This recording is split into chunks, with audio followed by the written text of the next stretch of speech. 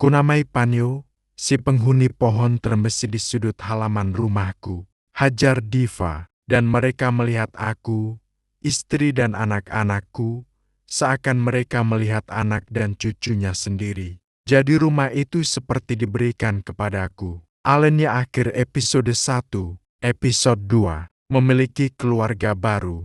Sehingga sejak saat itu, setiap ada kesempatan, kami selalu bertandang ke rumah beliau. Kadang bila ada libur panjang kami bermalam di rumah Pak Narto. Istri dan anak-anakku asyik bercanda ria dengan Bu Narto yang juga seperti sudah dianggap neneknya sendiri. Sedangkan aku dengan Pak Narto bercerita ke sana kemari saat beliau masih aktif karirnya di militer.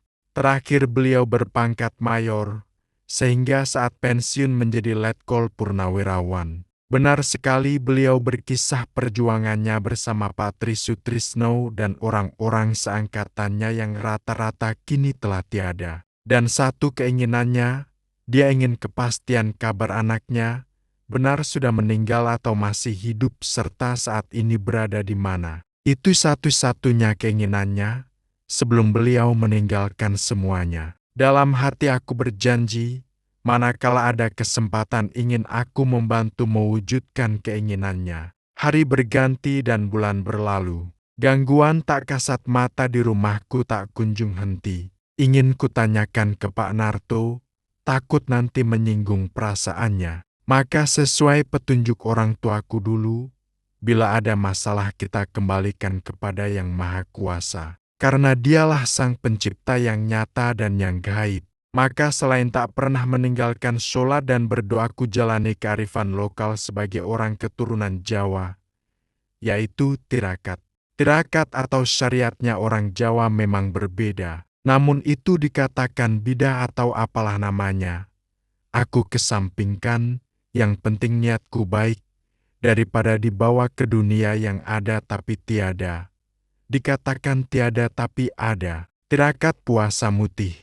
Kulihat di kalender ada libur panjang, sejak hari Kamis hingga Minggu. Maka dari mulai Senin pagi, aku mulai mengawali tirakatku dengan puasa mutih selama 1 minggu. Puasa mutih adalah ritual puasa, tetapi saat berbuka hanya memakan sekepal nasi putih tanpa tambahan apa-apa, garam pun tidak dan ketika malam yang diminum pun hanya air putih. Itu kulakukan dengan sepenuh hati sambil berdoa kepada Allah agar keluargaku dijauhkan dari segala godaan-godaan kasat mata yang dialami sehari-hari. Apalagi sesuai budaya kearifan lokal Jawa, hari Jumat, Sabtu dan Minggunya, bila dihitung wetonnya jatuhnya berjumlah ke-40. Orang Jawa mengenal weton atau nilai hari, misalnya Jumat wetonnya 9, Pahing wetonnya 6, maka hari Jumat Pahing memiliki weton ke-15. Seorang anak yang dilahirkan di hari Jumat Pahing biasa cerdas, kelemahannya mudah ditipu walaupun keinginannya keras, itu sekedar contoh.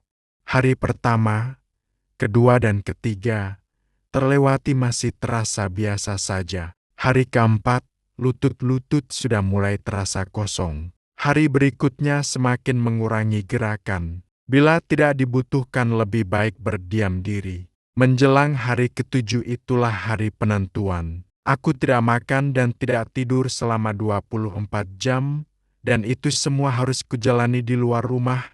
Mungkin yang melihat aku sudah seperti orang gila. Mondar-mandir di halaman, kadang di samping, di belakang atau di teras. Ketemu penghuni rumahku. Tepat jam 24.30 saat aku ada di beranda, di depanku sudah terduduk sesosok yang mungkin bagi orang normal menakutkan. Tapi bagi kuku saat itu tidak, sama sekali tidak menakutkan. Malahan dia yang terbungkuk-bungkuk minta ampun kepadaku. Sesaat ku pandangi makhluk di depanku itu. Dia terlihat pasrah mau diapakan juga tak berdaya. Terserah aku. Siapa kamu? Kataku dengan tegas. Saya yang selama ini menunggu rumah ini, jawabnya pasrah. Oh, jadi selama ini kamu yang mengganggu keluargaku di sini? Ujarku. Iya. Sebenarnya saya ingin berkomunikasi tetapi tidak bisa nyambung, jawabnya. Baru kali ini bisa nyambung dengan Bapak, tapi panas. Saya tidak kuat tinggal di rumah ini, tapi nggak tahu mau kemana, sambungnya. Oh begitu, kenapa nggak pergi saja dari sini? Ucapku, saya nggak tahu mau kemana. Karena anakku senang bermain di pohon mangga di depan garasi itu, jawabnya. Tiba-tiba jelek ada makhluk lain yang lebih kecil yang bergelayutan di badan makhluk yang besar. Jangan saya disuruh pergi, anak ini sudah senang bermain di bawah pohon mangga ini, pintanya. Baru teringat sekarang, mengapa teman-teman anakku satu-satu tidak pernah datang ke rumah? Karena biasanya ramai bermain di bawah pohon mangga itu, entah main ayunan, rumah-rumah atau apalah namanya. Ketika kutanyakan pada mereka, ada yang bilang sakit atau melihat sesuatu di pohon itu, katanya. Mungkin anak-anak memiliki kepekaan yang berbeda dengan orang yang lebih tua ya. Oh jadi begitu, tapi buat apa kalian berada di sini? Kalau ternyata malah mengganggu kami-kami ini. Ampun Bapak, aku dan anakku tidak akan mengganggu lagi keluarga Bapak. Jawabnya, keluargaku tidak. Nah kalau ada tamu atau saudaraku yang datang, nanti kamu gangguin, ya sama saja. Jawabku, ya sudah terserah Bapak. Yang penting kami jangan diusir meninggalkan tempat ini. Kami sudah kerasan tinggal di sini, ratapnya. Jadi penghuni pohon trembesi. Waduh repot juga ini. Satu rumah dihuni dua penghuni. Setelah berpikir sejenak langsung kuputuskan. Ya sudah kamu tidak kusir meninggalkan tempat ini. Tetapi juga jangan berada di rumah yang sama dengan kami. Mau nggak kamu berdua bersama anakmu tinggal di pohon trembesi di sudut halaman itu? Sehingga anakmu bisa bermain di pohon mangga itu. Tapi satu janji, kamu tidak mengganggu keluargaku atau siapapun yang datang ke tempat ini, kecuali yang memiliki niat jahat atau tidak baik. Sanggup enggak kamu? Bentakku sambil nada mengancam. Baik saya sanggup, kami akan jaga rumah Bapak dari semua orang yang berniat jahat. Jawabnya, ya sudah kamu boleh tinggal di pohon trembesi itu. Kalau aku ada perlu apa-apa untuk memudahkan kamu akan kupanggil Panyo. Pak Anio, iya Pak, terima kasih Bapak. Jawabnya, dan plas kedua makhluk itu lenyap dari depanku. Hari telah menyingsing fajar, sudah saatnya aku mengakhiri ritual tirakatku. Kulihat istriku sudah di dapur dan menyiapkan semangkuk mie rebus dan satu mug susu minuman susu kental manis. Selesai sholat subuh, tepat pukul 6 pagi kuhirup minuman hangat susu kental manis. Luar biasa itu minuman terenak di dunia. Padahal sebelum-sebelumnya ku sentuh pun tidak. Itulah teori relativitas. Belakangan sering ku dengar bisik-bisik tetangga bahwa setiap ada pencuri yang mencoba masuk ke halaman rumahku, selalu lari tunggang langgang seperti dikejar setan. Aku yang mendengar cuma tersenyum dalam hati.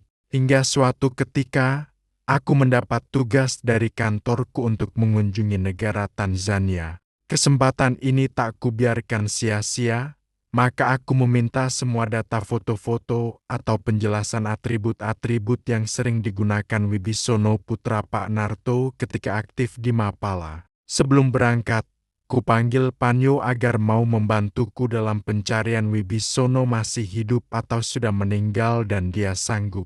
Keberangkatan ke Tanzania, tidak seorang pun tahu bahwa ada penumpang gelap yang selalu mengikutiku.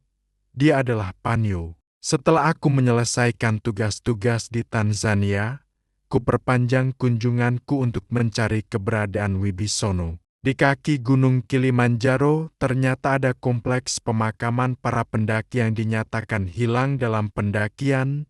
Sebelum dimakamkan diidentifikasi hal-hal yang berkaitan dengan jenazah tadi, rekaman giginya, pakaiannya, tanda-tanda khusus lainnya, dan semua disimpan dengan baik oleh pemerintah Tanzania. Setelah melakukan pencaharian berikut semua tanda-tanda tubuhnya, Akhirnya diketemukan lokasi pemakaman mendiang Wibisono, putra Pak Nartu. Setelah berdoa mendoakan kelancaran jalan bagi almarhum Wibisono, serta didokumentasi secukup, akhirnya keesokan harinya aku meninggalkan negara Tanzania, kembali ke tanah air. Betapa sukacitanya Pak Nartu dan aku segera diminta untuk menyiapkan acara haul untuk mendoakan arwah almarhum dengan mengundang saudara-saudara Pak Nartu yang masih ada. Dan pada kesempatan itu sekaligus aku dinyatakan sebagai anak angkatnya dan berhak atas sebagian warisannya bila kelak dirinya dan istrinya meninggal dunia,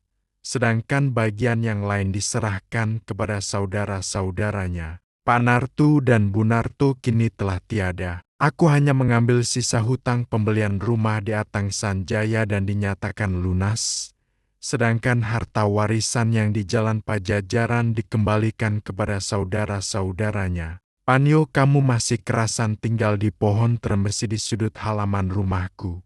Tinggallah selama kau suka dan jangan mengganggu penghuni dan sanak saudara serta teman-temannya. Sekian.